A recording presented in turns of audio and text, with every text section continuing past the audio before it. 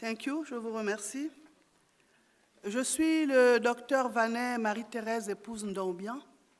Je suis le premier adjoint au maire de la commune d'Akanda, et le maire central étant empêché.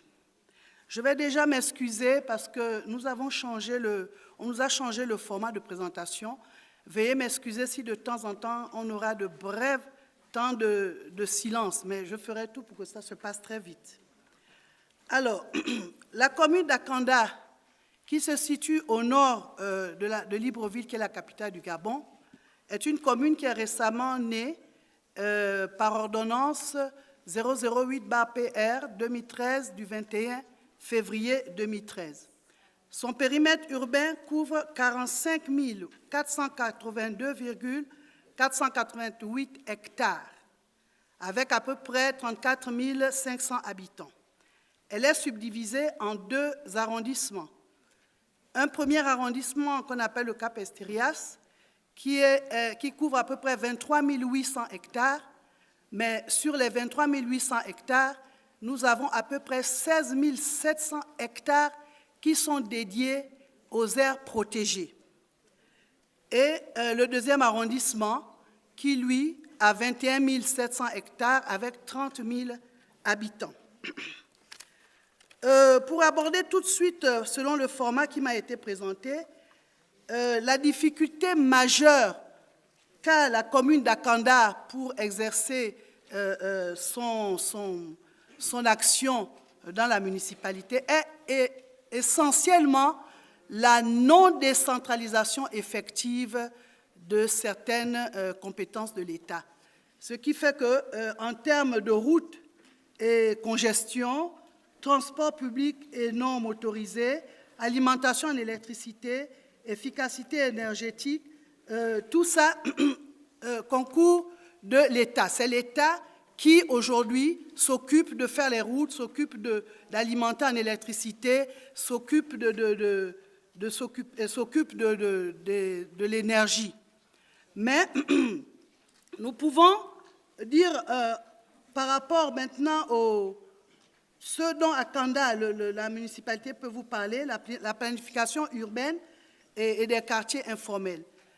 Nous avons mis en place 3 programmes dans le cadre du développement durable local. Et ces 3 programmes se déclinent en, premièrement, le soutien à la connaissance et à la préservation des ressources naturelles d'Akanda, parce que je dois vous dire que la commune d'Akanda, c'est une ville dans le parc. Nous avons un parc qu'on appelle le parc d'Akanda avec 6 000 hectares. Nous avons un arboretum, Raponda Walker, qui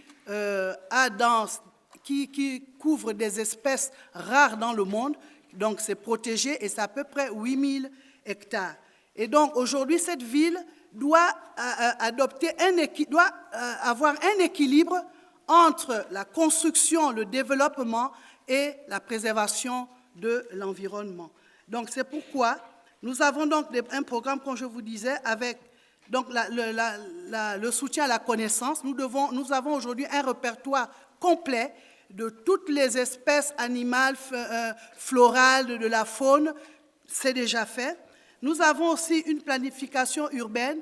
Aujourd'hui, le schéma directeur d'aménagement n'est pas encore finalisé. Nous avons préféré, étant donné la spécificité de la commune, qui est dans une zone où il y a beaucoup d'espèces naturelles à préserver, nous avons préféré élaborer un plan de secteur d'abord, c'est-à-dire un plan où il y a des zones à risque, où on dit aux populations, vous ne pouvez pas être là-bas, il y a des risques d'inondation, des zones protégées, des zones où il y a les mangroves, des zones où il y a l'arboretum, où il y a le parc, des zones à croissance maîtrisée, c'est-à-dire qu'aux alentours des aires protégées, on a mis des zones où les gens ne peuvent pas venir s'installer comme si on était dans une zone, dans une ville, comme au 2e arrondissement d'ailleurs, de la commune. Il y a des zones à croissance limitée, il y a des zones à croissance maîtrisée. En ce qui concerne l'eau potable, aujourd'hui, c'est l'État qui fournit l'eau.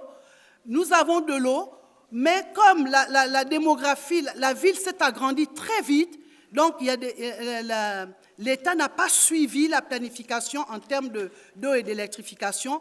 Nous nous retrouvons avec une partie de la ville qui est éclairée et une autre partie, celle qui est un peu plus rurale, qui n'est pas encore éclairée et qui n'a pas encore d'eau.